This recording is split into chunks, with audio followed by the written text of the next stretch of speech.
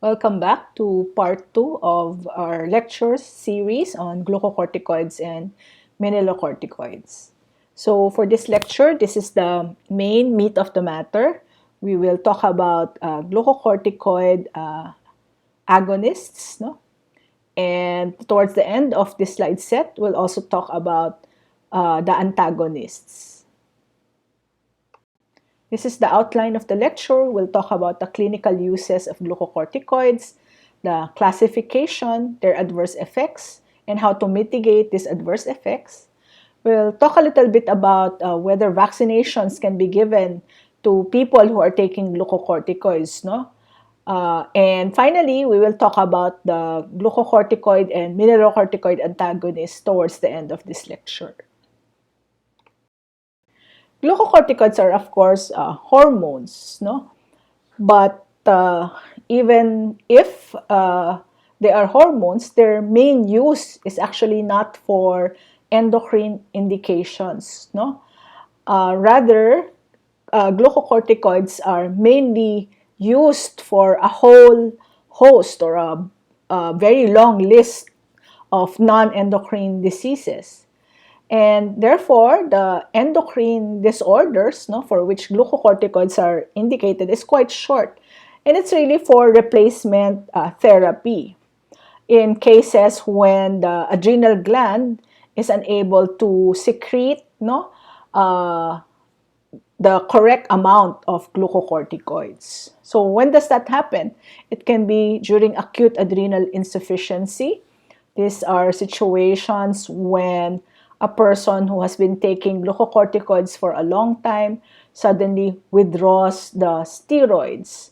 And this leads to a shocky state. No? The blood pressure goes down because of the adrenal gland shutting down and not making endogenous glucocorticoids because of the long-term use of exogenous glucocorticoids. No? So for you to be readily able to reverse this acute state, you can give systemic glucocorticoids.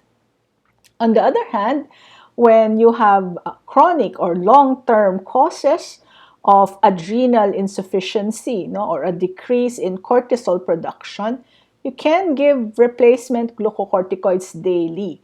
So it happens in disease conditions such as the autoimmune condition called Addison's disease. After the adrenals have been removed due to malignancies or tumors, in adrenal TB, and even in adrenal hemorrhage. Glucocorticoids, as well as mineralocorticoids, can also be given for congenital adrenal hyperplasia. And we will talk about that in the endocrine module. So the main use of glucocorticoids are really for non-endocrine diseases, include its use as an anti-inflammatory or as immunosuppressive in these conditions such as bronchial asthma, various allergic and inflammatory conditions of the skin, eye, ear, or nose, such as eczema, atopic dermatitis, allergic conjunctivitis, or allergic rhinitis, various hypersensitivity states of whatever cause, including anaphylaxis. It can also be given in systemic connective tissue diseases like rheumatoid arthritis, systemic lupus erythematosus or SLE, inflammatory bowel diseases, and some forms of hemolytic anemia, which may be autoimmune, or even autoimmune thrombocytopenia, or a decrease in your platelets. Steroids can also be given to prevent rejection of a graft, let's say after kidney transplant or bone marrow transplantation. Remember, last time we talked about the fact that giving of glucocorticoids can decrease the white blood cell elements. And this principle is then used in combination with cytotoxic drugs in the treatment of specific malignancies of the blood, such as in acute lymphocytic leukemia or in Hodgkin's lymphoma. Glucocorticoids as an anti-inflammatory agent can also be given to reduce cerebral edema in patients with metastatic or primary brain tumors. So we go now to the classification of glucocorticoids, and we classify glucocorticoids according to three effects. No? The first is their mineralocorticoid potential, how well it is able to retain sodium and therefore water. Second is the effect on carbohydrate metabolism. And the third is its anti-inflammatory effect. Now, the mineralocorticoid effect is judged actually by the ability of the steroid or the glucocorticoid to sustain life in adrenalectomized animals. Because this mineralocorticoid potentiality is the one that's very important in potentiating your catecholamines and in facilitating sodium and water retention. On the other hand, the potentialities based on glucose metabolism closely parallel those for the anti-inflammatory effects. So, they go in the same direction. However, the effects on sodium retention and the carbohydrate or anti-inflammatory action are not closely related and reflect selective actions. What does that mean? That means that when we say that a drug has a strong anti-inflammatory effect, very likely it will also have a strong effect in terms of causing hyperglycemia. But it doesn't necessarily mean that it will cause a greater amount of sodium retention. And in fact, it's quite the opposite. Those that have very strong anti-inflammatory effect typically have very little effect on the mineralocorticoid potentiality. If we take a look at the basic steroid structure, we realize that this basic steroid structure has been modified in the pharmacologic equivalents of cortisol in order to have the anti-inflammatory effects. So if we enumerate the groups that are essential for anti-inflammatory effect, looking at hydrocortisone, this would be the oxygen at position C3 and at position 20, C20. The double bond between C4 and C5, and the hydroxyl group at C11. Changes in these positions can lead to a loss of biologic activity, and substitutions in other sites may modify the biologic activity, imparting either greater anti-inflammatory or mineralocorticoid activity. So again, hydrocortisone is the pharmacologic equivalent of cortisol. And you can see that the basic structure of hydrocortisone has been modified in prednisolone to include another double bond here. The basic structure of prednisolone is also modified and methylated so that you end up with methylprednisolone. And like I said earlier, fluorination of this basic structure can also be done, and you end up with the fluorinated prednisolones such as beta, dexa, and triamcinolone.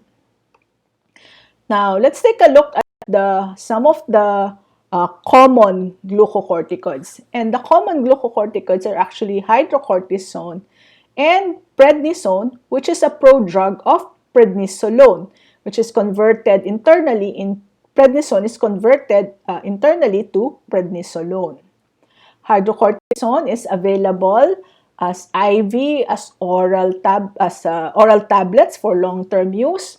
But if you want rapid effects, such as in anaphylaxis or severe asthma, you want hydrocortisone, not only because it's systemically given, but being the chemical equivalent of cortisol. Remember that it has a short half-life as well as a rapid onset of action. It can even be given locally, intraarticularly, because a suspension is available. So, this is to show you prednisolone, and the prodrug of prednisolone is prednisone. Prednisolone is methylated at position C6, and this increases the anti-inflammatory activity and improves the pulmonary penetration of methyl, it improves the pulmonary penetration. No? So, for example, if you have asthma, and of course, you will treat asthma mainly using inhaled glucocorticoids. But the action of inhaled glucocorticoids will take at least a week or two, no, before you get the optimal effects. So while waiting, you want to give them systemic steroids. And typically, the choice is prednisone. No? It's very cheap, it's readily available, it's converted internally to prednisolone. However, some specialists actually prefer methylprednisolone, even if it's a little bit more expensive, because the methylation improves the pulmonary penetration.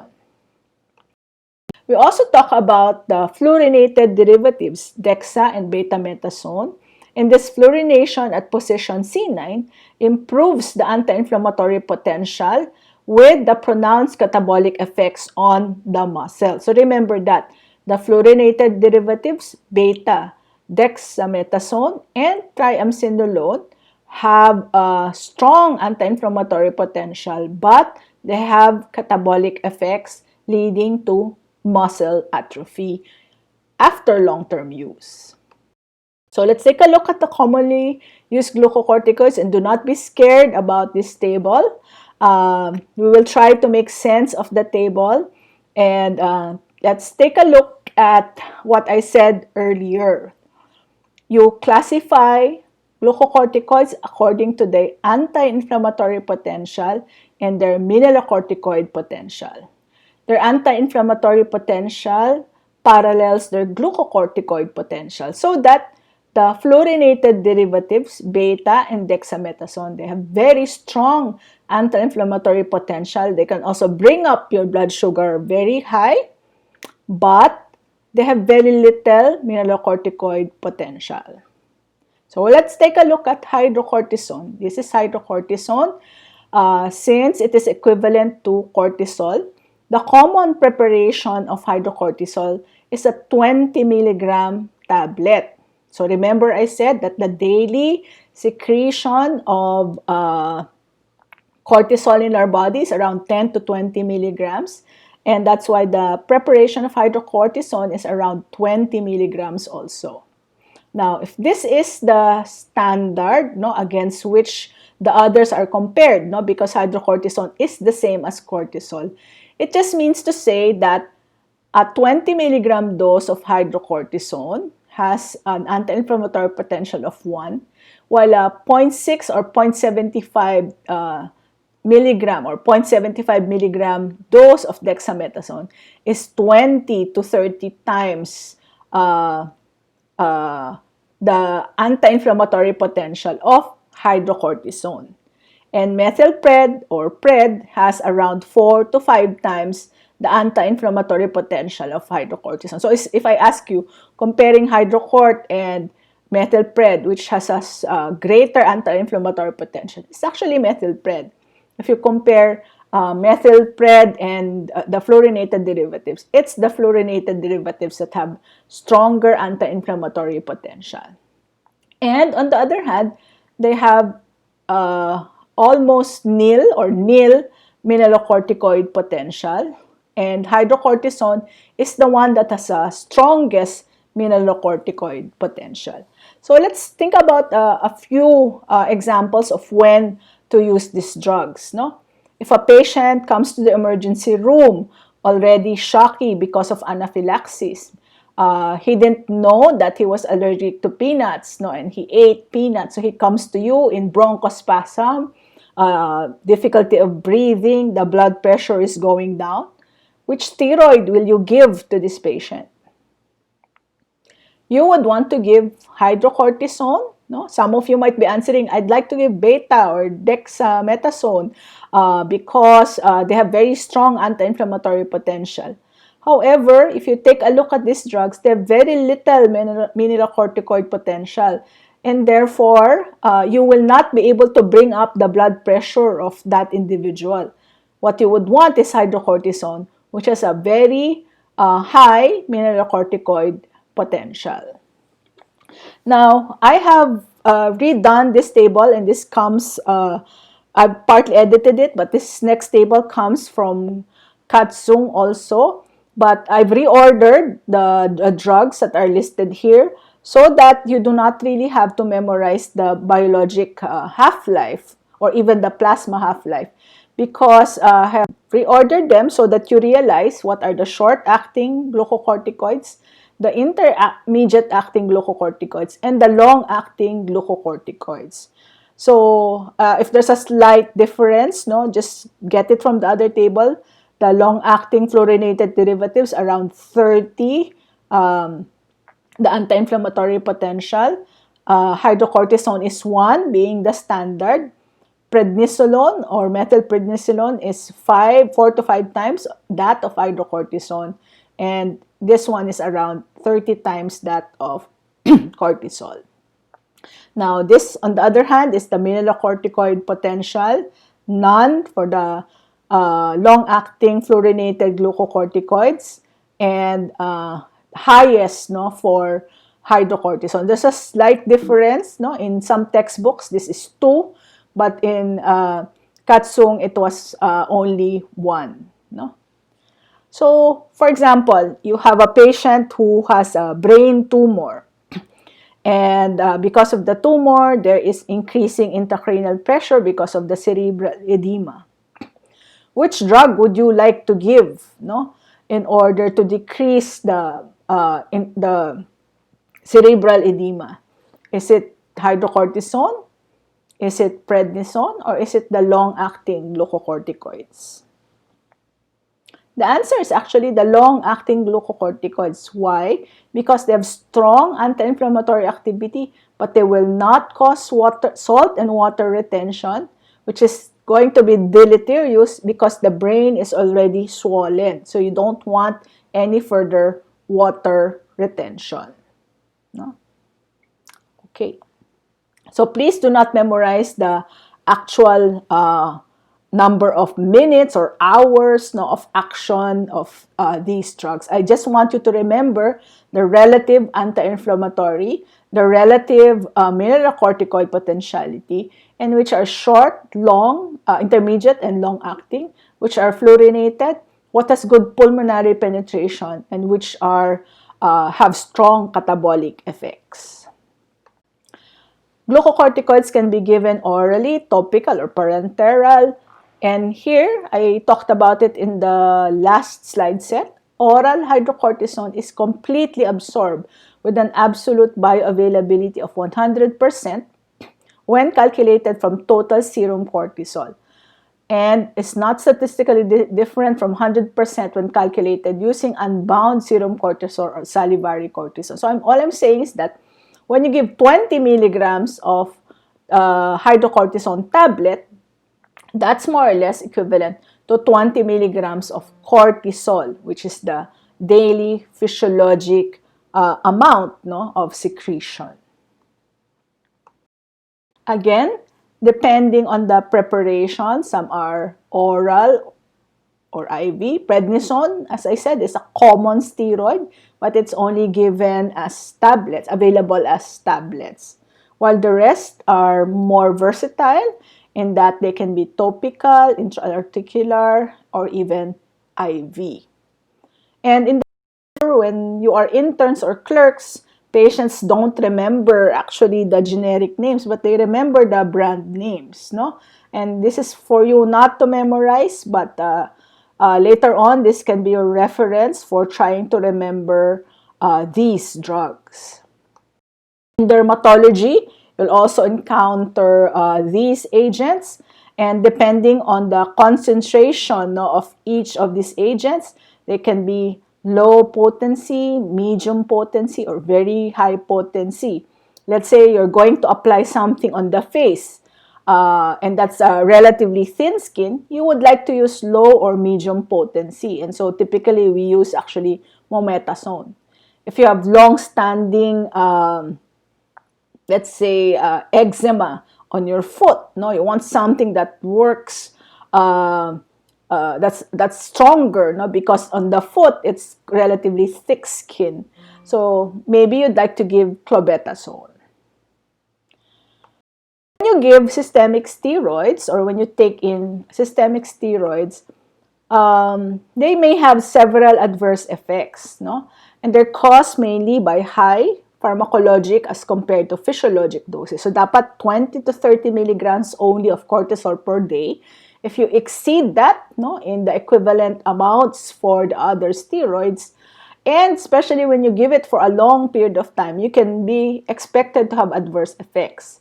This will typically happen for when the dose is greater than 20 milligrams for hydrocortisone, or the equivalent of 5 milligrams for prednisone for more than a week, as there may be also suppression of the HPA axis, and you blunt or you decrease endogenous steroid production, so that in time your adrenal gland, no, would become atrophic if you continue to take exogenous steroids. The same effects that are used for therapeutic advantage can actually lead to these adverse drug reactions. And last, I already talked about some of the expected adverse effects of prolonged and long-term steroid use, such as osteoporosis, peptic ulcers, suppression of growth in children, behavioral or even reproductive problems, and the prolonged suppression of the HPA axis. And then afterwards, you rapidly discontinue the drug, that can lead to acute adrenal insufficiency. Use of glucocorticoids can also lead to Cushing syndrome, like I'd shown you last time, and suppression of the immune system, which could render the patient vulnerable to common and opportunistic infections. So just to reprise, Cushing syndrome, which can happen either endogenously, you have too much endogenous cortisol because of a tumor in your pituitary that makes too much ACTH, or a tumor in your adrenal gland that makes too much cortisol. You will have central obesity. You will have adipose deposition on the face, moon phases, buffalo hump, increased abdominal fat, but thin skin, thin muscles, easy bruisability, and poor wound healing, plus the osteoporosis, high sugar, and the violaceous striae, which are shown better here, I think, no? The facial plethora, because again of very thin skin and prominence of the capillaries. Moon phases, the thinning and of the skin and easy bruisability. And even when applied as a topical preparation, there can also be atrophy of the skin with retarded wound healing, telangiectasias, erythema of the face, like I showed you, hypopigmentation, and even fungal or bacterial infections. So just to show you, hypopigmentation and telangiectasias, thinning out of the skin so that the capillaries, no, these are capillary networks that are very prominent. Okay, so we talked about when to use corticosteroids, some of its adverse drug reaction. We'll talk about contraindications. When should you not give steroids, or at least use them with extreme caution? Of course, people who already have peptic ulcer disease, because giving corticosteroids can actually cause it to bleed. Diabetes mellitus, again, because the sugar will go up. Hypertension, because of the mineralocorticoid potentiality, water retention. Then you can have further elevation of your BP. Presence of infections like tuberculosis, fungal infections, even viral infections, osteoporosis, psychosis, and congestive heart failure But most of these are relative contraindications. If you really need to give the steroids because they are life-saving for the person, then you may give it, but watch out for exacerbation of these disease conditions. And sometimes people talk about anabolic steroid use. That's different. Anabolic steroids are actually the androgens, testosterone, no? Used to build up the muscle, no? So that's another kind of steroid altogether. So briefly, let's talk about some principles of therapeutics.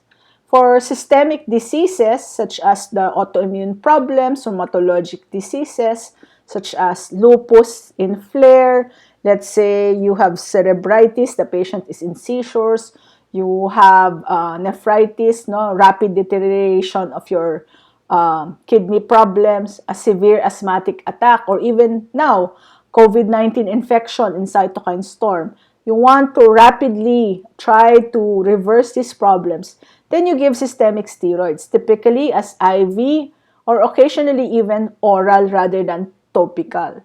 And what we typically want to use are high-dose steroids at a dose of around 1 to 2 milligram per kilogram of prednisone or the equivalent for hydrocortisone. No? And whenever possible, we attempt to mimic the circadian rhythm of secretion of cortisol, where it's highest in the morning and lowest or lower in the afternoon. So we give a bigger dose in the morning whenever possible and a smaller dose in the afternoon or evening. Now, all of those adverse effects of glucocorticoids, kahit ang mga albularyo marunong magreseta ng steroids, no? And so we need to really learn a lot as to how to advise our patients, no? So, whenever possible, don't use them for a long period of time, not more than a week if possible, as intake of the steroids for more than a week suppresses the HPA axis. Whenever possible, use topical preparations. And also, whenever possible, use short-acting drugs like hydrocort or even prednisone intermediate rather than the long-acting dexamethasone, the fluorinated derivatives. Use only for the prescribed indications. I have heard of patients being given glucocorticoids in order for them to gain weight, no? It was given by traditional healers because they had no appetite. They wanted to gain weight. Yes, they gained weight, but now they have clinical manifestations of Cushing's. For high-dose steroids, if possible, use pulse dosing. How does that happen? Instead of giving a high dose every day, you give it every other day, no?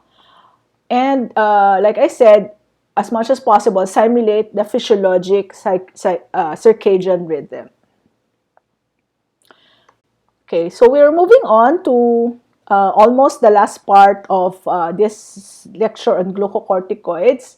What are some of the recommendations on vaccinations for those taking steroids? So remember that steroids decrease your immune response, no? They're immunosuppressive, and so the vaccines, no, may not work. Either they may not work very well, or in fact, you might actually induce an infection, no?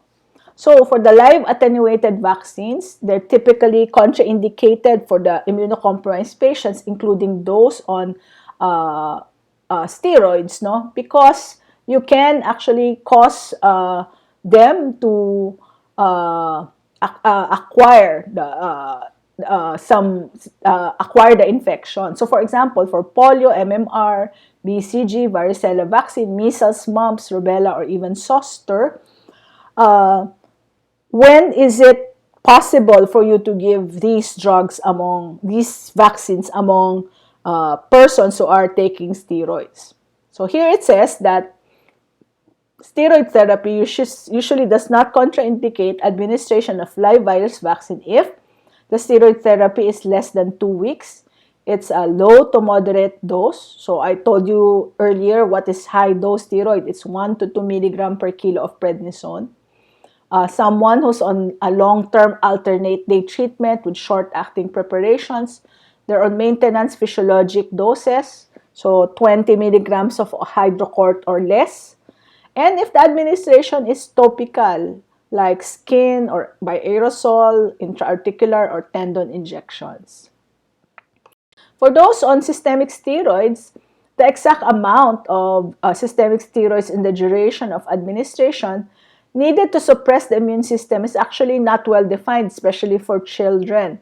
And the immunosuppressive effects of steroids vary widely, but many clinicians consider a dose equivalent to either 2 milligrams per kilo or a total of 20 milligrams for prednisone as sufficiently immunosuppressive. So if you have a child or even an adult at 20 milligrams of prednisone, then there might be a concern about the safety of immunizing with live attenuated virus vaccines. Steroids used in greater than physiologic doses may also reduce the immune response to vaccines. So it would be better to wait at least 3 months after discontinuation of therapy before administering a live virus vaccine to patients who have received high-dose systemic steroids for greater than or equal to 2 weeks. So we go to the last part of this slide set. I told you that a small we'll spend some time talking about the antagonists, the steroid synthesis inhibitors and glucocorticoid antagonists. So we took a long while talking about the glucocorticoid and mineralocorticoid agonists. We'll now talk about antagonists. So you can imagine, when should we use these drugs? These are in disease conditions such as in Cushing's syndrome, which are in fact disease conditions where surgery is typically the approach. You want to remove the tumor in the pituitary or the tumor in the adrenal gland so that you are able to eliminate the reason for the excess production of cortisol. But when surgery is not yet indicated or there are contraindications to surgery or you want to prepare them for surgery, then you may want to give this antagonists in order to decrease the cortisol levels and make the patient less morbid before the surgery to optimize the patient's condition. Just to show you the synthetic pathways, mineralocorticoid pathway with aldosterone as the final hormone, the cortisol pathway and the androgen, glucocorticoid pathway and the androgen pathway. And again, these synthetic steps involve enzymatic reactions, And that's actually what the antagonists do. They actually inhibit one or more of the synthetic steps involved in the production of glucocorticoids, as well as also, to a certain extent, the mineralocorticoids. So there are several in the list, and they're typically used in Cushing's or in adrenocortical cancer. And they're not a lot used even in our subspecialty, But again, like I said, in certain conditions where you are preparing patients for surgery, then you may use these drugs. In reality, the only drug for which we have access to in the Philippines, and even this is already difficult, is ketoconazole. So we'll begin with aminoglycinamide. It actually blocks the first step, the conversion of cholesterol to pregnenolone, and then causes a reduction in the synthesis of all the hormonally active steroids. So all the pathways, mineralocorticoid, glucocorticoid, and the androgen, because it's the first step that it inhibits, that first enzymatic step. And it's typically used in conjunction with the other drugs to reduce steroid production, again, as I said, among patients with Cushing's syndrome due to adrenocortical cancer if they're not responsive to the chemotherapy agent mitotane. Metirapone, on the other hand, is a relatively more selective inhibitor of steroid synthesis where it inhibits the 11-hydroxylation interfering with cortisol and corticosterone, which is the pre-final step for aldosterone production. And theoretically, metirapone can normalize cortisol levels. But again, access is actually poor in the Philippines. Now, even in the US, it is only available for compassionate use. So this really, you're talking about this mostly for historical purposes. So metirapone, again, it inhibits this 11-beta hydroxylation. That's its main action. So that it inhibits both the production of cortisol as well as corticosterone. It does have some effect also on 18-hydroxylation, but its main effect is really on the 11-beta hydroxylation step. The next drug is ketoconazole. Ketoconazole is actually a drug that you'll learn is an antifungal imidazole derivative. It's a very potent non-selective inhibitor. So you can see it's non-selective. Ketoconazole inhibits the cholesterol side chain cleavage enzymes. So very many different enzymes involved in steroid hormone synthesis. You can see here ketoconazole here also. So several of these enzymes are inhibited by the action of ketoconazole. And it's mainly used for the treatment, again, of Cushing's syndrome of whatever cause. It's very effective, but the main reason why access is already poor now is because it's been practically pulled out of the market because of hepatotoxicity. Now, mifepristone is also is a glucocorticoid.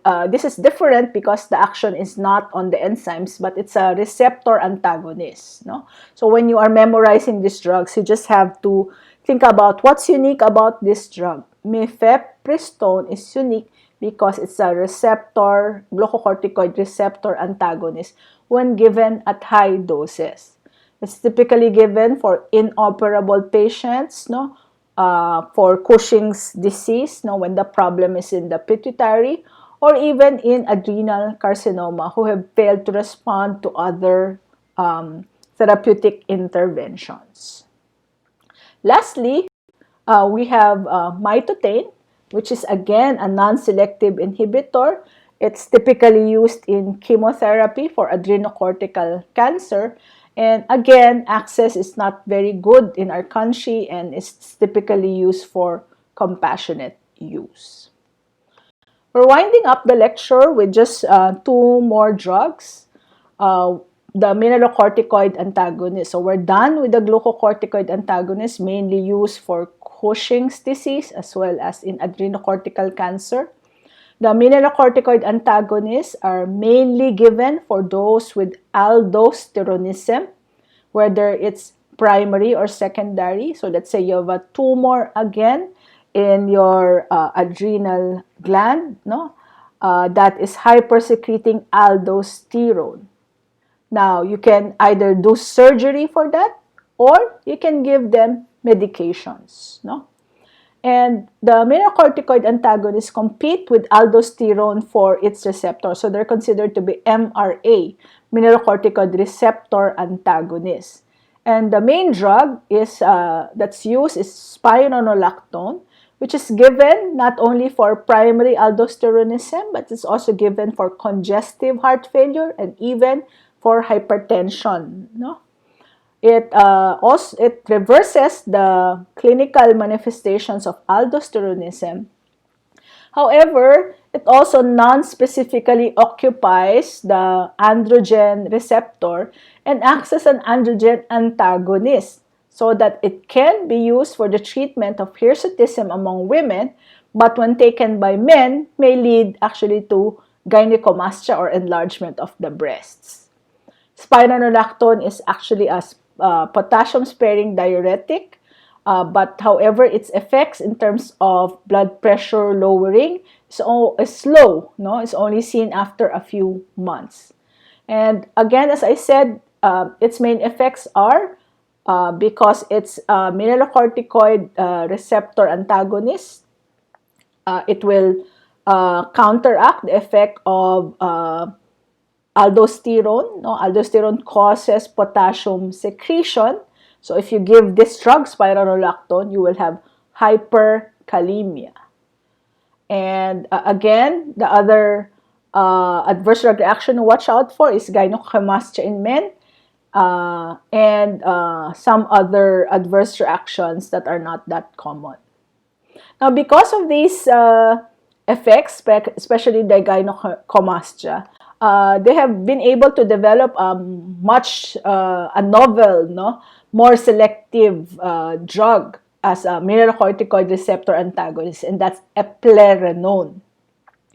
It is not. It is more selective to just the mineralocorticoid receptor rather than on the androgen receptor, and that's why if that's desired, no, because of that adverse drug reaction, this is the drug that can be given instead of uh, spironolactone. So we're done with the second set. On the third slide set, you will be then seeing the specific clinical applications of the glucocorticoids nasal inhalers, respiratory inhalers, such as used for allergic rhinitis and in bronchial asthma.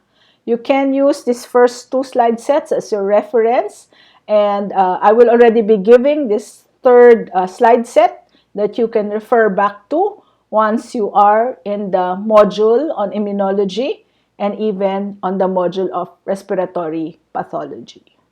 Thank you very much, and this ends part 2 of your glucocorticoids and mineralocorticoids. Thank you.